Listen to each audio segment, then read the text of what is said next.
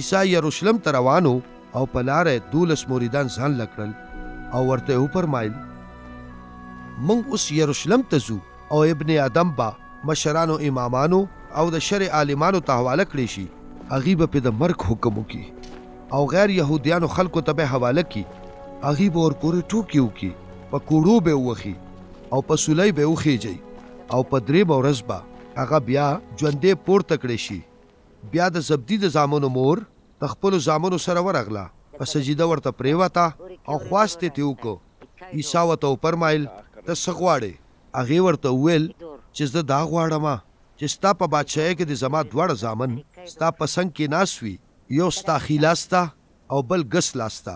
عیسی هغې ته وفرمایل تاسو چې څه غواړئ په هغې نه پوهېږئ، کم د مصیبتونو کنډول به چې زه څکم ولې تاسو به هغه وڅکلی شئ یا به هغه بپتسمه واخیستی شئ چې به پې زما بپتسمه کېږي؟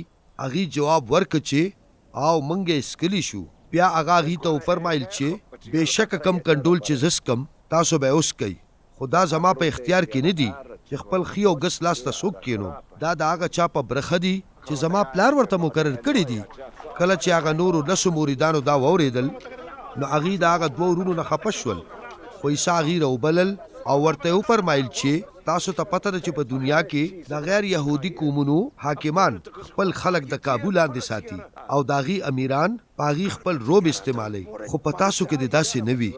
په تاسو کې چې څوک مشري غواړي هغه د ستاسو خادم شي، او هغه څوک چې په تاسو کې مشر کېدل غواړي هغه د په خپله خوښه د ټولو خادم شي، ځکه چې ابن آدم د دې دپاره را نغلو چې د هغه خدمت ترې وکړی شي، خو د دې دپاره راغلو چې د نورو خدمت وکړي او خپل ژوند د ډېرو دپاره فدیه کړي. کله چې هغې د یریحو ښار نه وتل نو ډېر خلک ورپسې روان وو. د لارې په غاړه دوړه انده ناستو. هغې چې دا واورېدل چې عیسی په دې لاره تېرېږي نو هغې چغې کړې ای مالکه د داود زویه په موږ رحم وکړه. خلکو هغې ورټل او ورته وویل چې چپ شئ، خو هغې لا نور هم چغې زیاتې کړې چې مالکه په موږ رحم وکړه، ای د داود زویه. عیسی ودرېده او هغې ته وفرمایل چې تاسو څه غواړئ چې زه ستاسو دپاره وکړم؟ هغې وویل مالکه موږ خپل نظر غواړو. د عیسی زړه پې وسوځېده او د هغې سترګو له لاس ور وړو نو سمدستي هغې بنا شول او په هغه پسې روان شول.